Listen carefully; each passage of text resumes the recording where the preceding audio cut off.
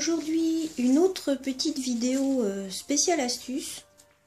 Donc je me suis mis des gants pour protéger mon vernis et aussi ma peau parce que je vais utiliser une bonne dose de dissolvant. Mais j'ai vu que beaucoup se posaient la question comment nettoyer les éponges sur lesquelles on a mis du vernis pour faire des dégradés. Donc c'est la même technique après avec du gel, sauf que on va prendre du cleaner pour le gel.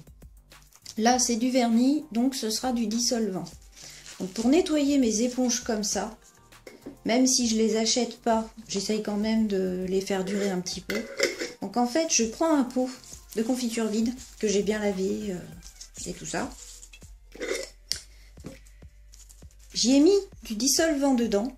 Donc il faut en mettre quand même une certaine petite quantité. Donc pour ça, prenez du dissolvant pas cher, à 50-60 centimes. Vous en avez des pas chers en supermarché. Et pour nettoyer mes petites éponges, eh bien je fais tout simplement ça. J'attends que ça s'imbibe bien.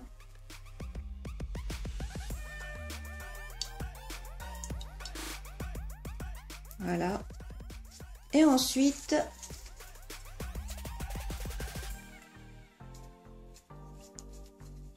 j'appuie dessus, je la tourne.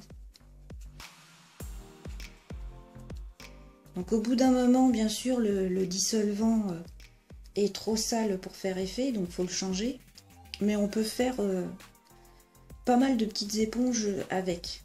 Après, si je prends un pot à confiture, c'est parce que ça me permet de mettre le couvercle et de conserver le dissolvant qui est dedans pour pouvoir m'en servir une autre fois pour nettoyer d'autres éponges. Donc voilà, vous voyez. Là, je l'égoutte. Mon éponge, elle ressort nickel. Il suffit juste de la laisser sécher. Et on peut s'en resservir sans problème. Il n'y a pas plus simple. Et donc pour les éponges que vous vous servez pour du gel, eh ben c'est la même technique, sauf qu'au lieu du dissolvant dans le pot, j'ai un autre pot où en fait je mets du cleaner dedans pour faire la même chose avec, avec mes éponges qui ont du gel. Et ça me permet comme ça de me servir de mes éponges.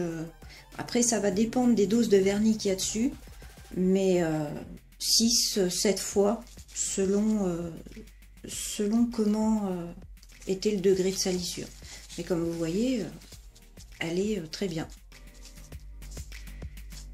On peut s'en servir sans problème. Et pourtant, le vernis était bien sec dessus. Et une fois fini, bien sûr, comme je vous dis, je remets le couvercle et je ferme bien. Et ça, eh bien, je le conserve dans mon salon. Bien dans mon salon, là où il y a tous mes produits de manucure, bien sûr, pas dans mon salon où il y a ma télé. Mais donc je le conserve dans mon salon manucure et je le mets bien en hauteur pour que surtout mon fils qui a 8 ans n'y touche pas.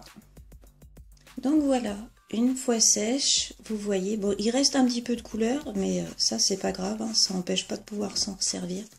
Mais une fois sèche, vous voyez, elles sont parfaites. On peut s'en resservir sans problème. Donc j'espère que cette petite vidéo vous aura aidé. Et je vous dis à bientôt. Au revoir.